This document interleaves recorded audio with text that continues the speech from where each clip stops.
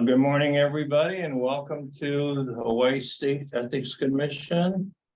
I am Chair Wesley Fong, and it is May the 17th, 2023, and the time is now 0900. Let's have a roll call first, and please indicate if you are alone, both for the commissioners and the staff. Starting first with the commissioners, Commissioner Hong. Alone and present. Vice Chair Giralty. Present and all alone. Recognizing that we have Commissioner Tobias and Chair Fong, myself, all in the public meeting room, joined by Miles. Moving to staff. No, I think we have, don't we have Commissioner McCarthy? Apologies. Yes. Thank you. I am present and alone. Thank you, Commissioner. Apologies for that. I don't see your face here. Moving to staff, Benita. Present and alone. Key. Present and alone. Jennifer. Present and alone. Nancy. Present and alone. Jared. President alone. Patrick. Present and alone. Thank you. Okay, thank you. First thing on the agenda is the consideration and approval of the minutes from April 19th, 2023. I'll entertain a motion to approve the, first of all, are there any corrections to the minutes? If not, I'll entertain a motion to approve the minutes. All except Commissioner Tobias and McCarthy, because they weren't here, so it's one of you two gentlemen. Move approval. I'll second. Any discussion? Roll call. Starting with Commissioner Hong, Aye. Commissioner Vice Chair Giralty, Aye. Chair. I'm going to go ahead and treat Commissioner Tobias McCarthy as excused for purposes of this. Chair. Aye. Seeing there's no objections, the motion's carried, and the minutes for April 19th, 2023 are approved. We need an approval for the executive session minutes from April 19th, 2023 meeting. I guess I should break into a executive session if there is any discussion. Are there any corrections to the minutes first? If they are, I'm going to break into discussion. Executive session. If not, then I'll entertain a motion, either Commissioner Hong or Commissioner Giralty for the approval. I'll move approval. Thank you. Moved by Commissioner Giralty, seconded by Commissioner Hong. Any discussion? Not, roll call. Vice Chair Giralty, Aye. Commissioner Hong, Aye. Chair. Aye, seeing no objections, motion's carried, and the executive session minutes of April 19th, 2023 are approved. Executive Director's Report. Robert? Thank you, Chair. You have before you in the attachment the current update for both the training as well as the current guidance and assignment statistics. I would just briefly note that our overall attendance on the monthly regularly scheduled trainings has been dropping off, and we may consider moving back to sort of scheduling as people register or doing other efforts to try to make sure we're maximizing the usefulness of the attorney time in doing those trainings. We don't want them doing for example, 10-person training if we can avoid it. However, we have seen a significant jump in online training completions. 2023 totals, if you look at an attachment 2, we're now at 7,143 alone that have taken it this year, which now dwarfs, I think, the total number of trainings we've ever had, in any 8-year basis so far. In addition, we've had meetings with Department of Education and have cautious optimism that they're going to start unveiling a push to get people to take our self-directed online training this summer, with over 20,000 employees. That is a good chunk of the state employmentship, and hopefully we'll do another significant boost in the whole number of people taking up this training. I would just like to highlight briefly also with regards to attachment 3, closed assignments. As with last month, we've done a pretty good job at closing out old assignments. 73 in March, and then 78 assignments were closed out in April. We had a total of 46 complaints closed in April and 20 gifts, invitations, and travel closed out. Shifting gears briefly, just as an update on the office lease. We got approval from, pursuant to our procurement requirements, we got approval from both the Senate President and the Speaker to enter into a extension of our existing lease. We signed that and have submitted it over and are waiting for the final executed version. That loosely is as I think I described last month, is a very good opportunity. Our total per square foot lease rent has gone down. We're now down to sort of our 2018 totals of what we were paying in lease rent. Our CAM has gone up, but that's something somewhat out of our control. In addition, as I also sort of shared as part of the agreement, we will be doing rehabilitation to the current existing area, which includes new carpeting, new paint, and essentially creating a new entryway specific to the conference room for the public and closing off one of the current entryways of the office. So fairly significant improvements. We will have more details later about when those will occur. It will likely involve moving temporarily the location of the office to somewhere else on the existing floor for probably a period of 4 to 6 weeks while that construction is going on. Moving to the mail server. As you may recall, we put in our budget a fairly significant request in 2022 in order to upgrade the 10-plus-year-old server that we have for both our email and for our online files. As a part of the mail server, we are essentially going to start a progression or trend, slow progression of moving to using the Hawaiʻi.gov email addresses. So you may have seen, essentially all the staff and myself are now using Hawaiʻi.gov to send emails.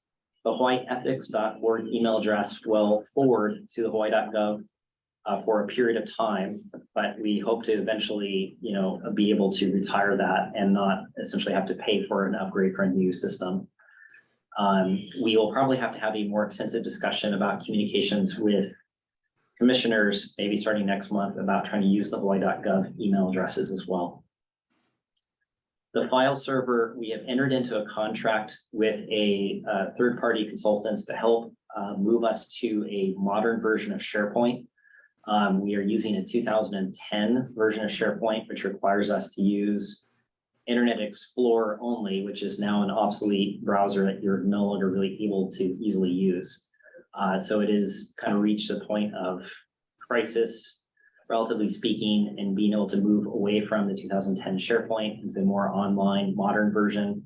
But we are cautiously optimistic that, in the next 3 to 4 months, we'll have a version of that ready live, start testing it, and then be able to sort of switch the entire system over. And then that will essentially be our file share server from now on.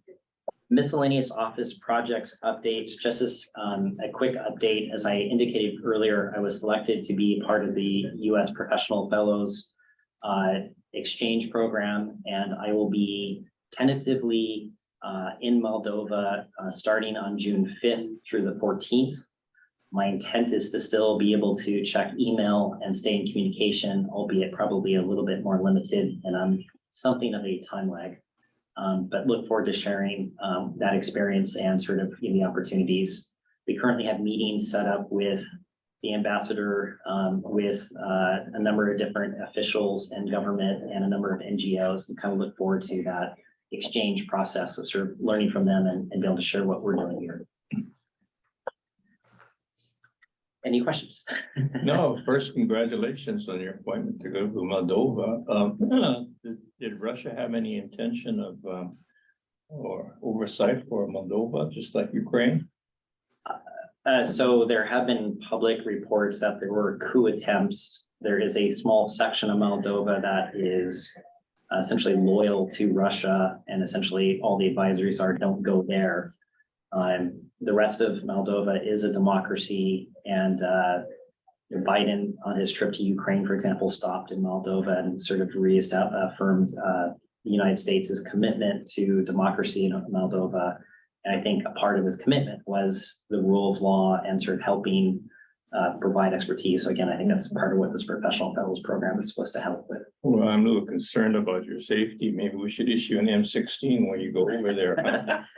Yeah, the department has assured me they'll keep a close eye on what's going on. Yeah, we don't want to have a casualty or at someplace that's not outside of the ethics commission. So, Mr. Oh. Harris, Yes, I appreciate your putting the overall total, employees and background for an attachment to. But I did have one question. It did say that in terms of the Hawaii State Ethics Board, only 2 of 4 commissioners completed online training. Is that correct? And why 4 commissioners instead of 5? Do we have a background on that? Or, this can be worked out, later on, but I just wanted to, I was reviewing that and found that at odds with, I think, what we have. There's a very good answer to that. Ethics commissioners are required to take a live training. And so any ethics commissioner who takes the self-directed online training is doing it as extra credit. They also have to do the live training as well. Okay. Well, thank you. Thank you. I have a question, just for the sake of, information. I was trying to add up the number of cases, and I'm going to have a discussion about how many cases we have now. Complaints, dismissals, under investigation and charges. Just so that the public knows that we don't just have a couple of cases and a huge staff. Because I remember the last time there was a concerned citizen who's complained that her complaint was not being heard or not being investigated, and she counted only 4. I go, 4 cases? I don't think so. And just for the record. Yeah, so obviously we publicly report the number of complaints that we receive each month, and then sort of the total number of closed. I don't believe that we have reported the cumulative number of complaints pending. It's certainly a number that I think should be public. I can't see a reason why not to publicize it. But it is something that I don't have at my fingertips right now. It's something I can try to make sure we have available for the next meeting. Okay. But again, you can see, for example, in attachment number 3, that we received a total of 82 complaints in the past 4 months. We've also received 80 requests regarding gifts, invitation, travel, for a total of 191 essentially matters that came in over the past 4 months. And you can also see concurrently the closed assignments. And so the idea is obviously there should be some rough equality to that to just make sure that we are moving in an orderly process. But we plainly have some complaints that come in that are more complex than others, and they do sit for a longer period of time while they're being investigated or while matters are being researched, et cetera. a part of the reason why we're looking at moving to SharePoint, one of the things I'd really like to be able to do for public reasons is to be able to share an average amount of time that we are taking for each complaint while it's being investigated, while it's being under investigation, et cetera, and be able to turn around and say, hey, on average, complaints sat with us for X number of days, and be able to publicize that as part of our annual report. With the new version of SharePoint, we're hoping we'll be able to have that kind of data. Okay, thanks. I noticed that in the statistics, actually, everything is pretty much up to date in regards to complaints, because we got rid of some of the old ones. I think like 2019 was the last one, something like that. I forgot what date it was. Most of them were 2021, the oldest one. So a lot of the specifics about specific complaints is not something that we've put out publicly.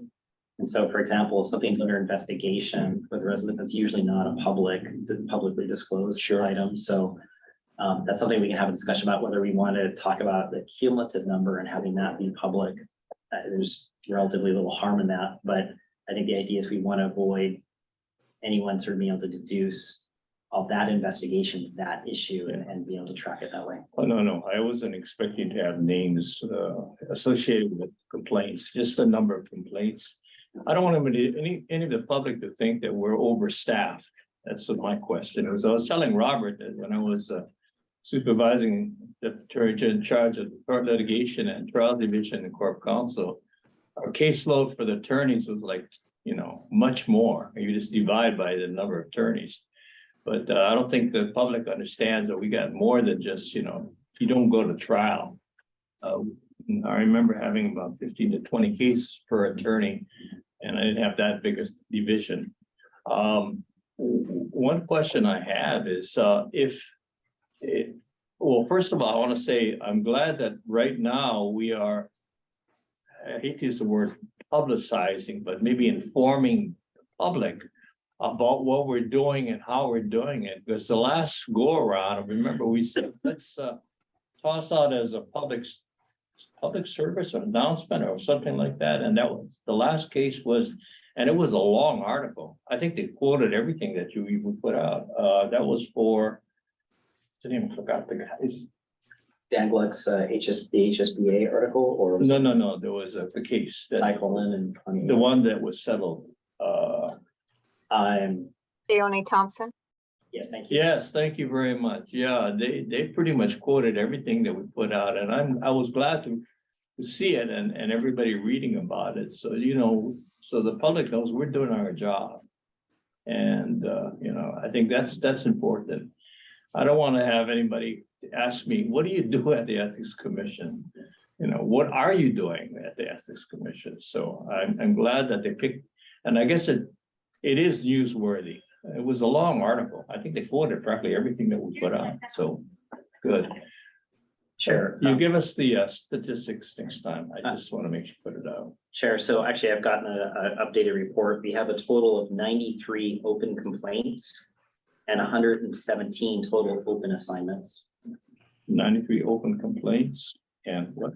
117 total open assignments, which might include things like travel requests, advisory requests, or special projects that we may be working on. Good. I want to say good. I have a question. My understanding, and this is for actually the staff. We only have one investigator. I understand all the attorneys have to do their own investigation. Is that right? We just worked Jared really, really hard. Oh, no, I just wondered, should we cut down on the number of attorneys and ask for more investigators? That was just a rhetorical question. Because, normally a lot of law offices, they have investigators that they send out, and then it's the attorneys who would take it to trial or, settle or go for it. I don't know. What do you think? I think it is something that we will continue discussing. I think under less, I think the decision was it was better to hire attorneys, train them how to do investigations, essentially have the skill set that could do both. I think Jared's been doing a wonderful job on behalf of the commission on doing investigations. And so I think it's certainly a discussion about, for example, we will have a vacancy, sort of how best to fill that vacancy going forward. That's what I was thinking. We do have a vacancy.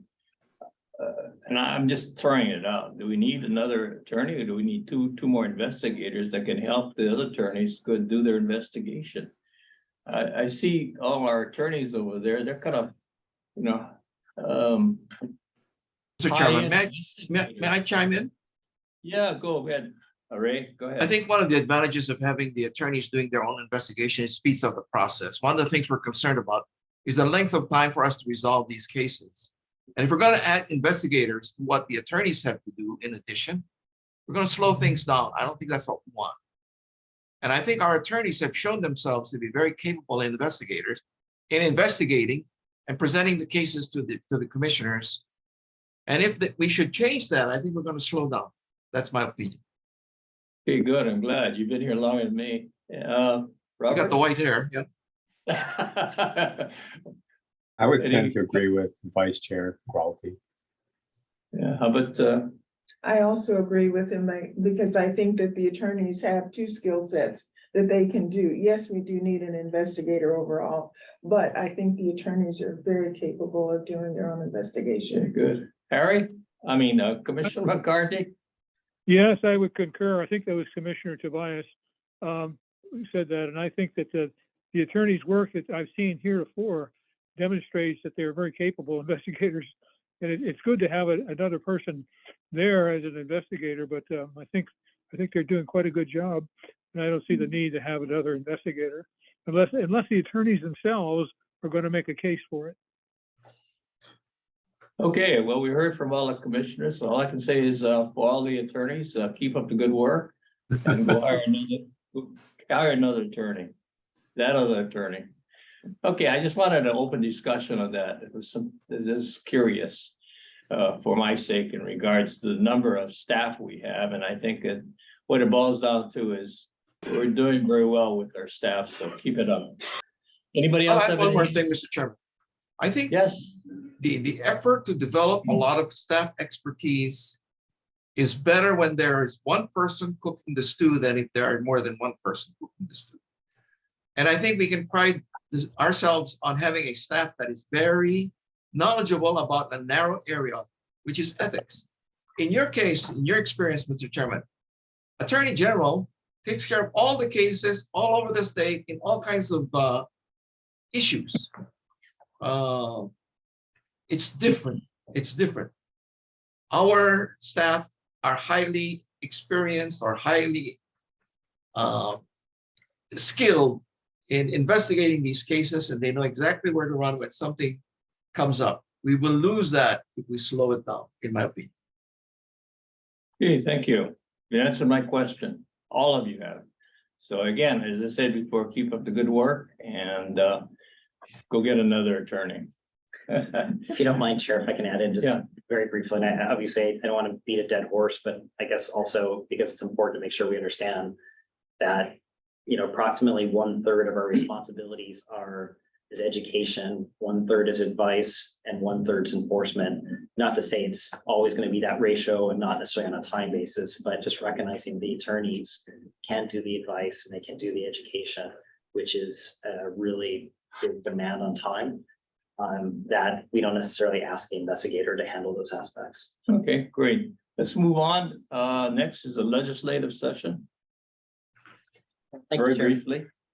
Of course, again, I'm not going to go through each bill. I think the agenda states the bill of current status with reasonably up-to-date information. Again, just emphasizing this was a unique legislative year because of surrounding circumstances, because of the commission approved standards of conduct. Maybe I'm just emphasizing, don't expect necessarily a situation where virtually every bill we introduce gets passed in the future. However, I think we should take a small victory lap in the fact that, again, we saw such success in bills being introduced. Three things I'd like to just briefly highlight.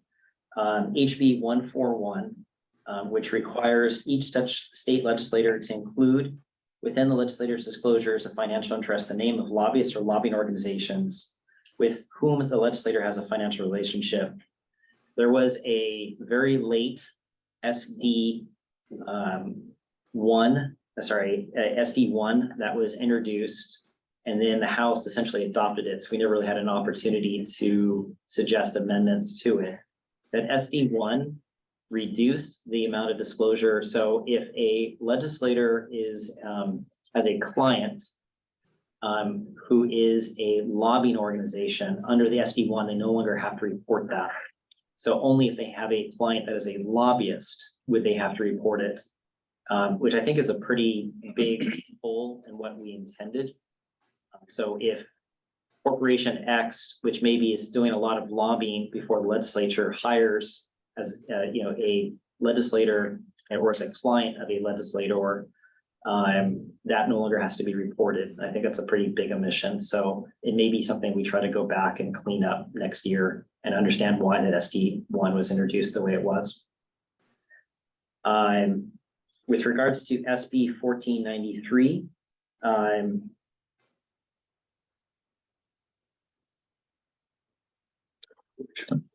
this is a specific, I just want to highlight it because it's not a bill that we introduced, but it directly is going to impact us.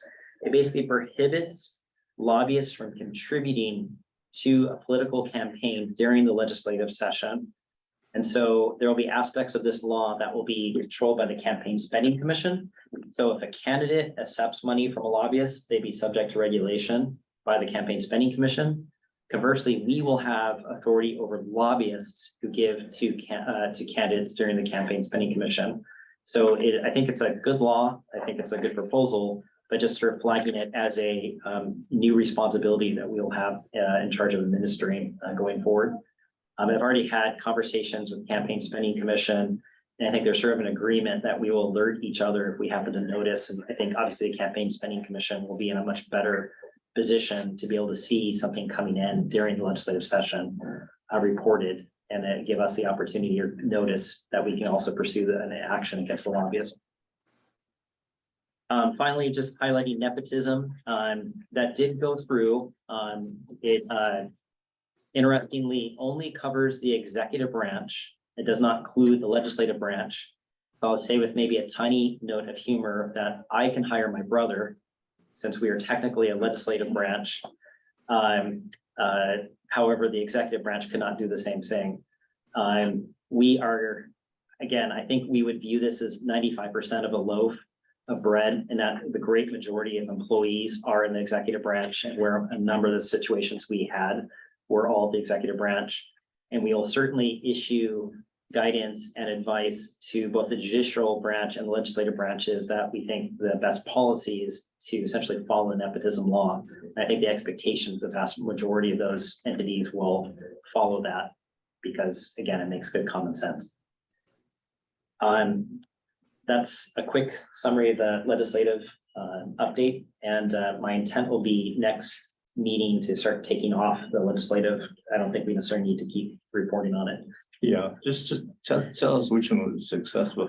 Let me ask you a question. It's more of a query. What is enrolled into law? I don't understand. What does that mean?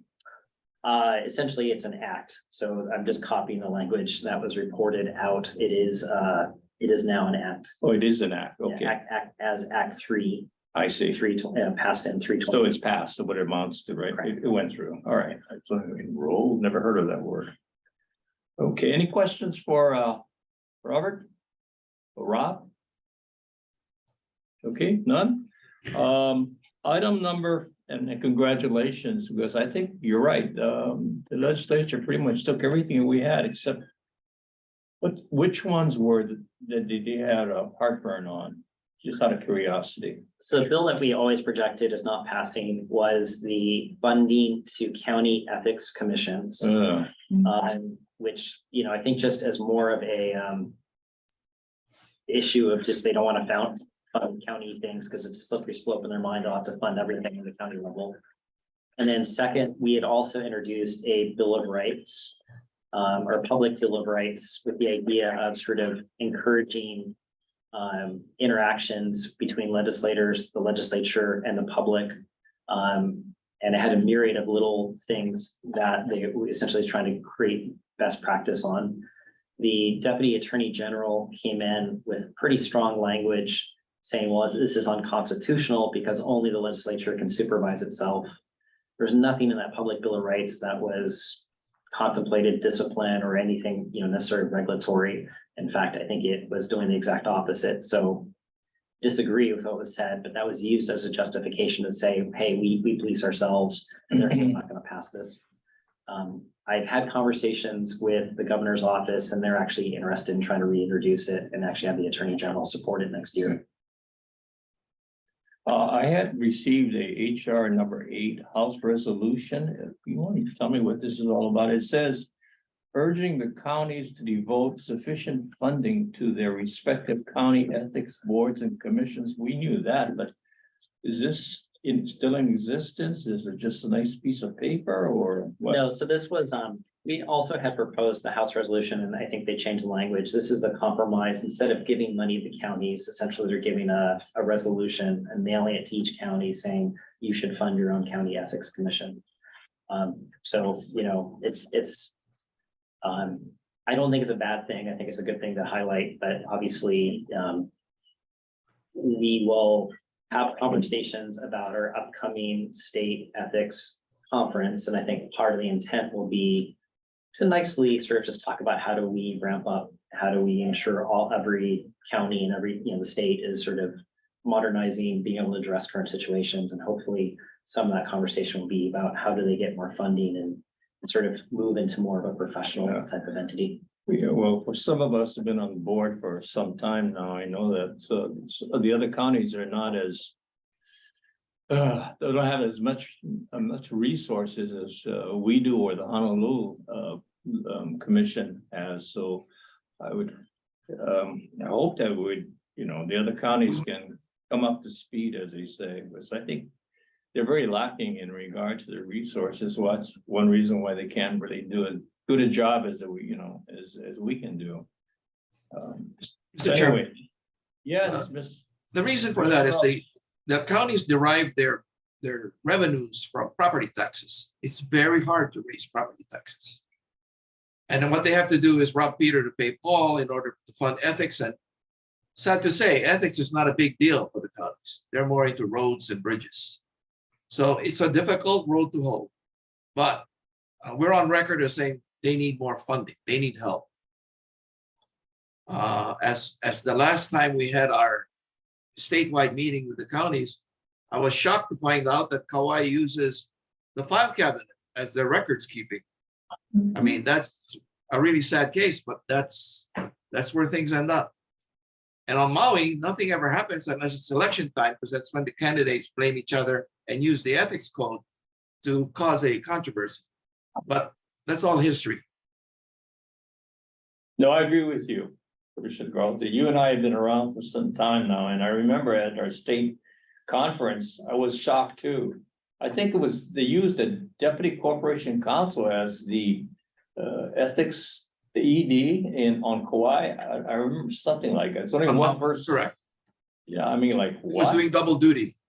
Yeah. But anyway, if the legislature can't dig up the money, I mean, I hope the counties will come up to snuff and they can do it. So I agree with what Commissioner Gralty says. We've been through this before. But thank you very much in regards to this resolution. I guess that's the best we can do without digging in the money, digging out the money for the counties. Any other comments from the other commissioners? Okay, if not, let's move on. Item number 5, establishing interim process to implement the mandatory lobbyist training law. That's a mouthful. Go ahead. So obviously passing a law is the first step, but it's just like the tip of an iceberg. There's a lot on the implementation side. So these next 2 agenda items are specific implementation steps. I'm going to turn this one over to Benita in a second, if she's available, to discuss the key things I indicated last month is one thing that happened with regards to this bill is the implementation date was supposed to be set further in time. Somehow, when it got introduced, what we had introduced and what actually got introduced, it was different. And so it went into effect immediately.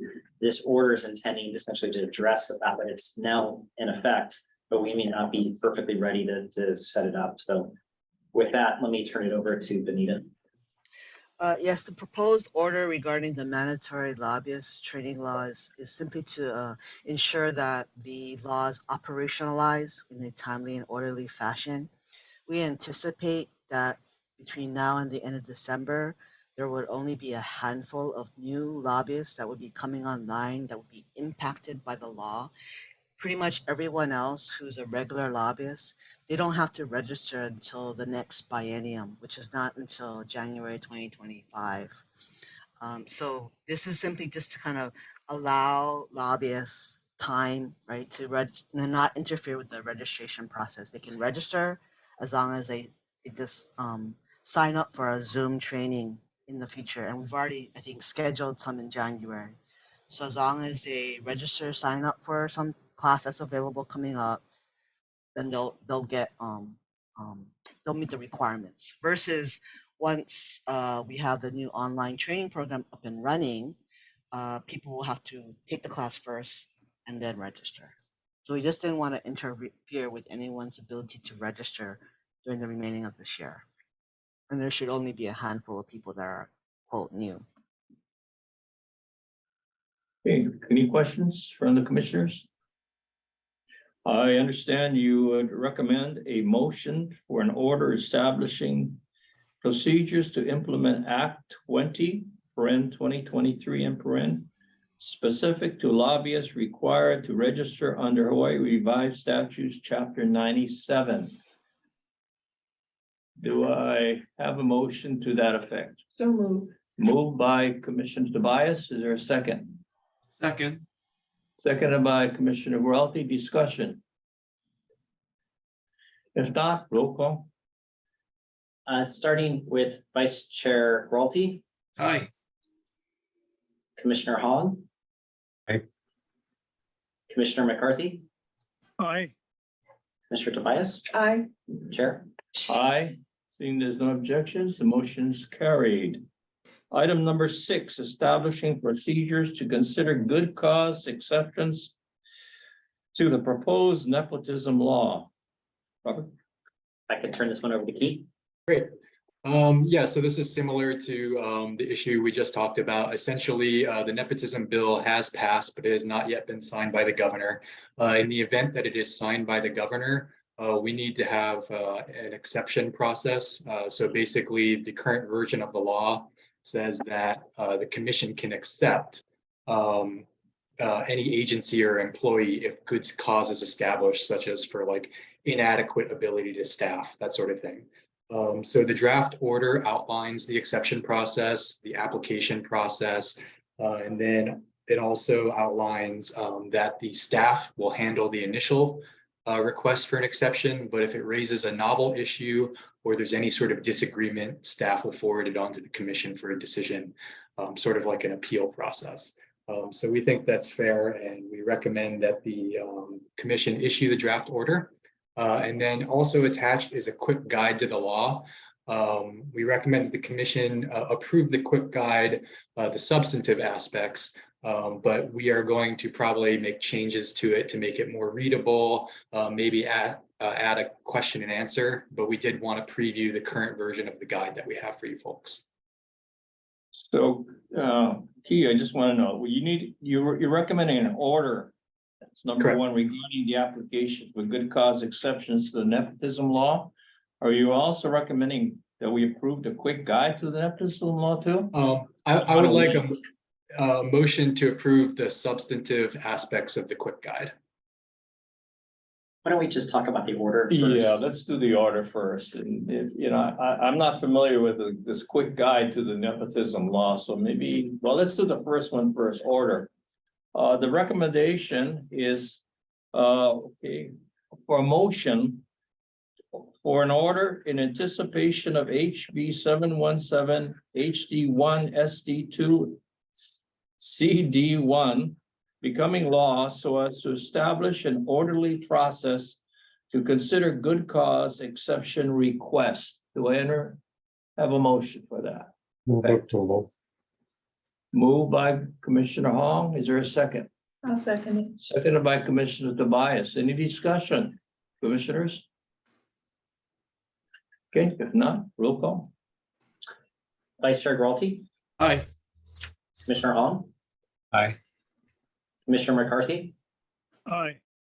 Commissioner Tobias, Aye. Chair. Aye. See no objections, the motion's carried.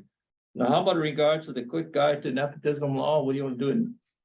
Oh, go ahead, Robert. Do you want me- Go ahead, Keith. So I think- yeah. Oh, no.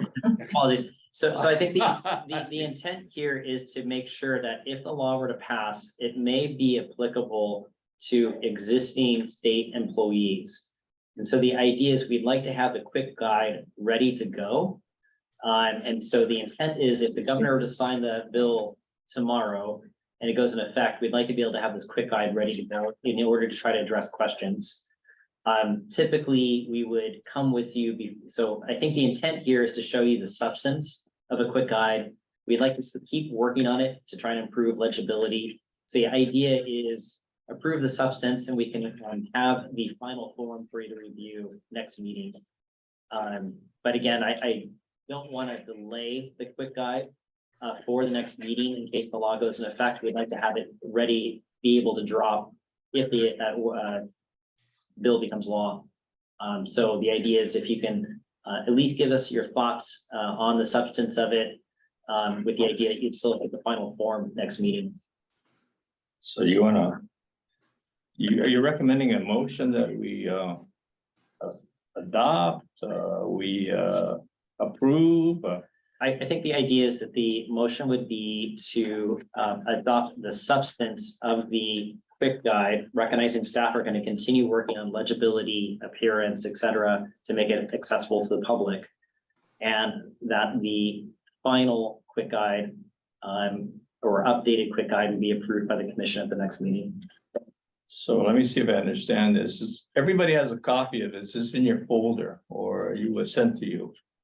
Let me just ask first of all, any questions on this? No, it basically gives you 3 points. And Say that's again? what you're at. It basically presents 3 points, and that's the substance of the quick guide. You know, you Correct. cannot take employment action affecting relatives or household members, etc. So if that's what is needed, just in case you have to implement it, we're only approving these 3 points. Is that correct, Keith? That's correct. We're also thinking about adding in some hypotheticals for state employees. So for instance, there may be employees that are currently related to their supervisor. So there might be a Q&A section saying, what do I do if I'm currently related? And then we would outline the exception process for them or, things that are in the law for them. So yeah, I would say the substantive aspects of HB 717. Very good. Any other questions? Yes. Now I want to know, does this, there's some discussion earlier about the legislative piece of it not being impacted. Is that the same? So the bill that is currently before the governor does not apply to the legislature. However, both the House and Senate have adopted rules prohibiting nepotism generally. The House is prospective, so it doesn't apply to anybody currently already in their position. Mhm. Okay, And it does say exceptions include employees in the legislative or judicial branches at the very top. So we're only talking about the executive branch on this one. Any other questions by the commissioners? Okay, if not, let me see if I can understand this. There's a recommendation that we adopted the Ethics Commission adopt in the substance of the present Hawaii State Ethics Code - a quick guide on the nepotism law. That pretty much correct. Is that right? Is that right, Keith? All right. Move approval. Moved by Commissioner Hong. Is there a second?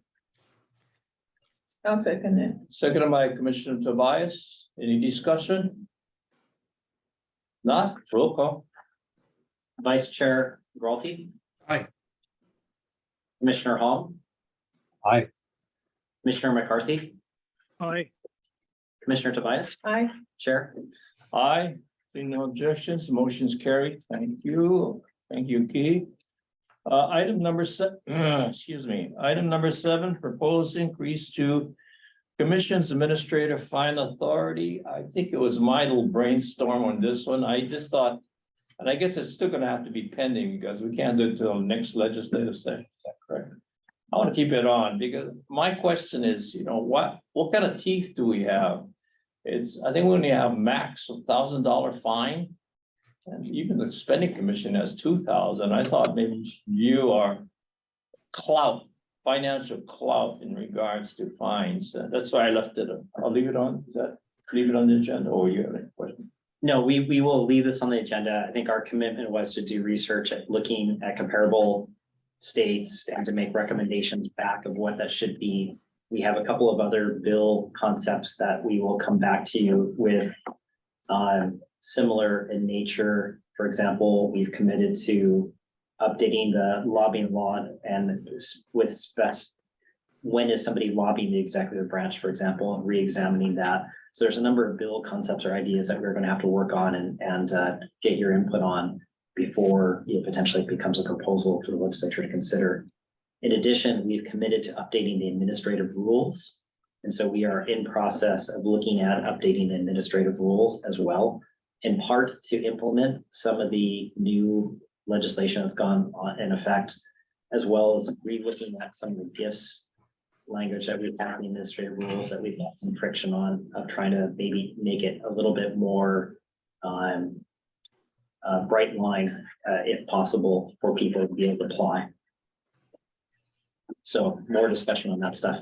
Yeah, okay, thank you. Any questions? May I just add something? Sure.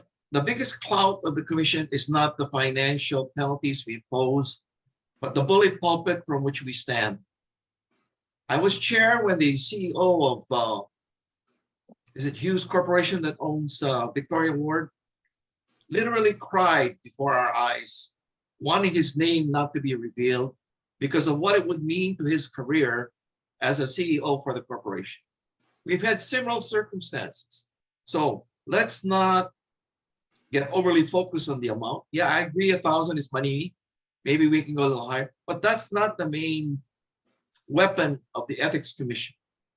It is the publication of the name of the individual involved. And we've had many instances where people are willing to settle if we will not disclose his or her name. It just goes to show the power of public disapproval for anybody's unethical actions. That's all I'll add. I agree. We've had many cases, not many, a few cases where it said, yeah, I'll settle, but don't mention my name. Well, that's the biggest clout we have. As an example of the last case that we had, I forgot the guy's name again. Sionia Thompson. Thompson's case. I'm sure he's out there. He or she forgot. He is well, anyway. People are taking notice. Thank you, Commissioner Groff. Any other comments? The other commissioners? Okay, if not, let us move on to, oh my gosh. Commissioner Gralty, I'm sorry, but this is gonna be here until after. Mr. Chairman, I'm down to my last month. And it's still not so. We'll see what happens. 1 month left. Is it the ICA or the Supreme Court we're waiting for? You can always come back. I mean, what the heck? Oh, no. Thank you, Wes. You can finish this up. But just for your information for our fellow commissioners who you're all new. When I got on board, that was, oh God, was it 5 years ago? Was it 5? I forgot, I lost track.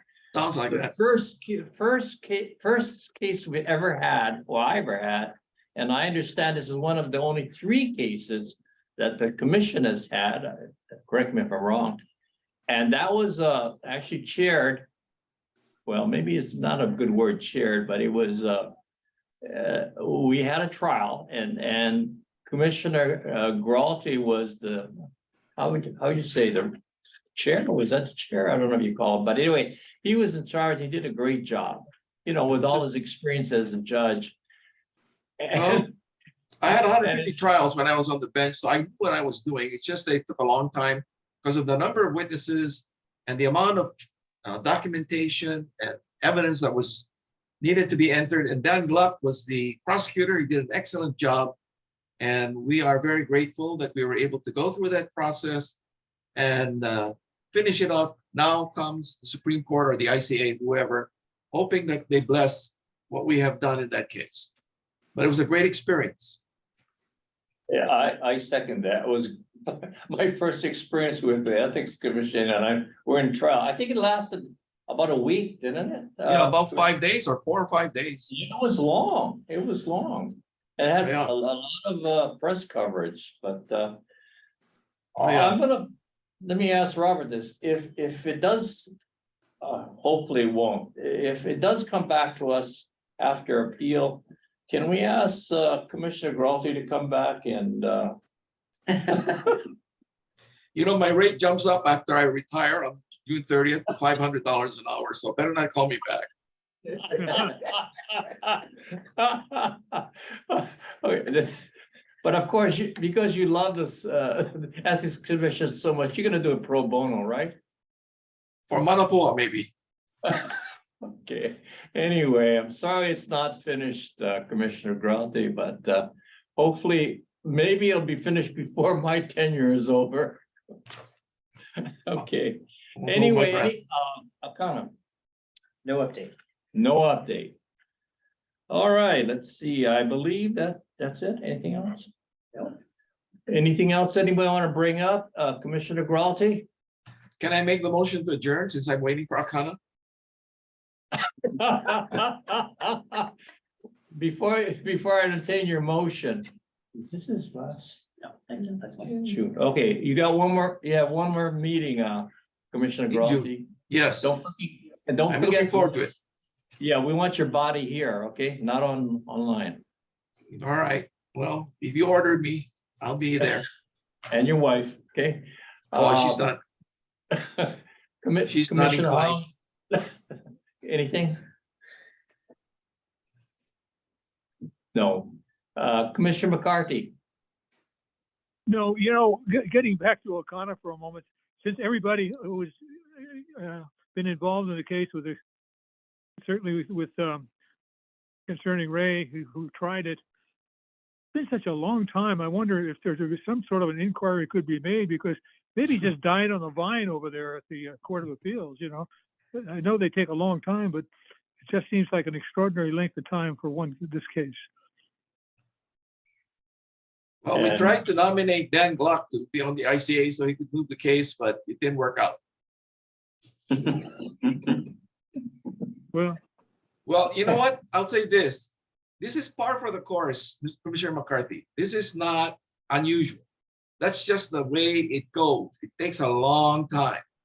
Well, And- I'm acquainted with that, and having practiced before the courts of appeals in other jurisdictions, that it takes a long time. But maybe if they could provide some sort of a update or a status report, not to tell us where they're going with it, but we're interested in trying to resolve it on our books over here, if we can. I guess it's considered impolite for us to be asking them when they're going to decide our case, because they're going to say, look, Commissioner, we got hundreds of cases. I can't tell you.